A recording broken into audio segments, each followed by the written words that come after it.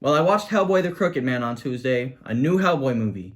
And no, it's actually not a fan film, despite how it looks.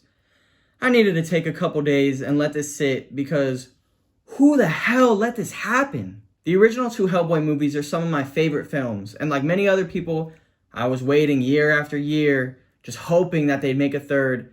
Obviously, that never happened. Then they made a remake, and look how that went. Now they're trying it again with a shoestring budget, like no marketing. I don't even think most people know it exists.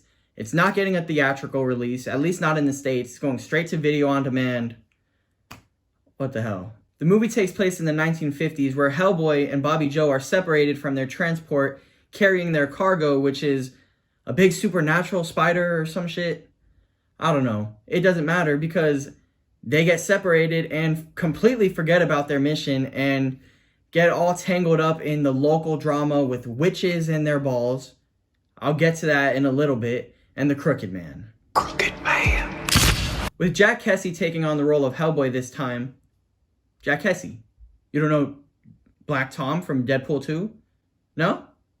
Come on. But in all seriousness, I guess I didn't hate his portrayal. He does an okay job. It kind of feels like Hellboy, but they gave him nothing to work with and kind of nothing to do. Most of the other actors don't usually do a great job either, but their performances as a whole, I guess, don't suck. So, I mean, that's a compliment there, I guess. But there are a couple that come pretty close. They really set this character Effie up for failure. In her introductory scene, towards the end, she kind of just floats off. It looks like literally from Willy Wonka, like the fizzy lifting drink or whatever. That's literally how she looks, and she's spouting some nonsense. Ooh! I don't know if it was supposed to be funny. It wasn't, but at least if they were trying to be funny, I guess that makes it a little better.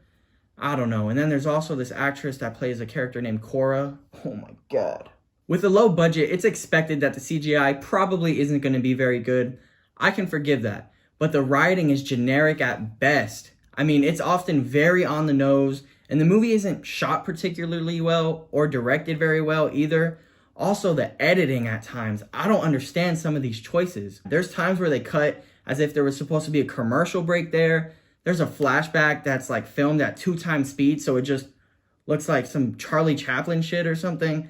I don't know, it just like dumb. But speaking of commercial breaks, they actually kind of have one.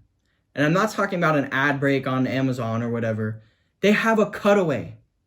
A cutaway on how to make witch balls. Witch balls. They were briefly mentioned in the beginning of the movie, and I guess they're like hex bags. They put curses on people or whatever. So they have this witch who pretty much talks to the camera and is like, oh, these are the ingredients on how to make a witch ball. You need blah, blah, blah. You need blah, blah, blah. You need blah, blah, blah. That's how you do it. That character doesn't even appear in the rest of the movie. That had nothing to do with anything. Like, I don't understand. I mean, I was baffled. I really thought, you know what, maybe it'll come back into play later.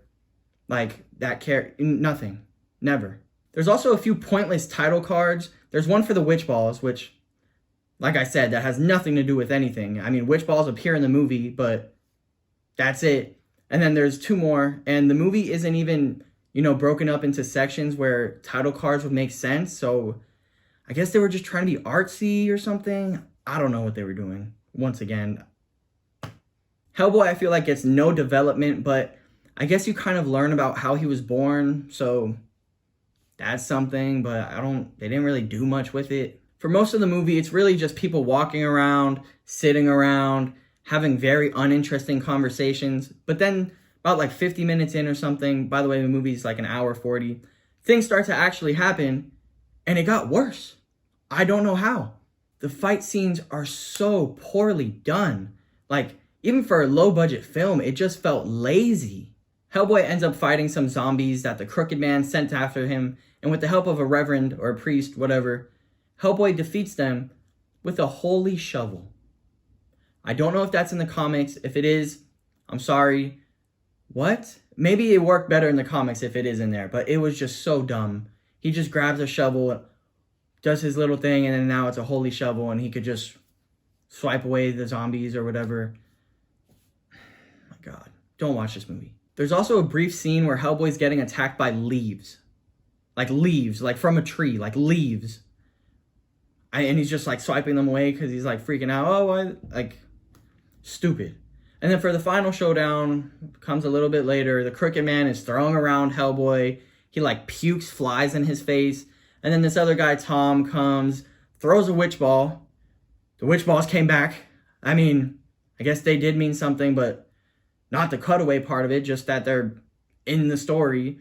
Throws it into Crooked Man's mouth. And then Hellboy throws him and then shoots him. And then Crooked Man is defeated. Whoopee. Meanwhile, while all that was going on, Bobby Joe needed something to do, so she went down some mines to go do something, which I don't even think she did. But then apparently she was trying to be a witch. She figured that out. I don't know. It was not built up very well. She did some witch stuff, finds their cargo magically. I don't know, just happens to find the spider thing, captures it. The movie ends with them finding a phone and then finally getting back to the job that they were there for. Almost the whole runtime, I was just sitting there wishing for the movie to end. There's a lot of goofy stuff, but not goofy in a funny way, just goofy like, what am I watching? A good chunk of the acting, the writing, and the editing, which was probably the worst part, were just so bad.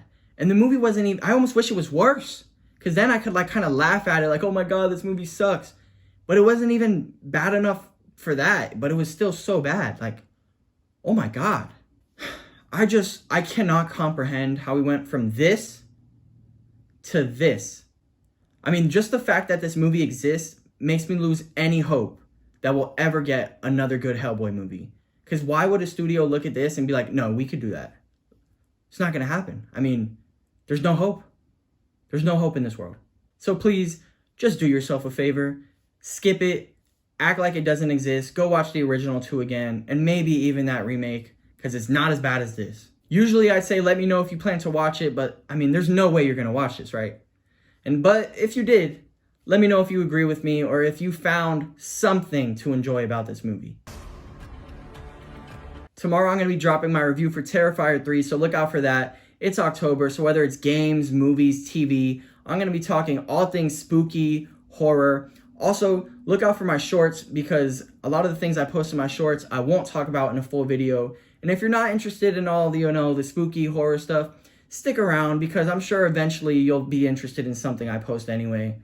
I appreciate you watching. Don't watch this movie though. Thank you.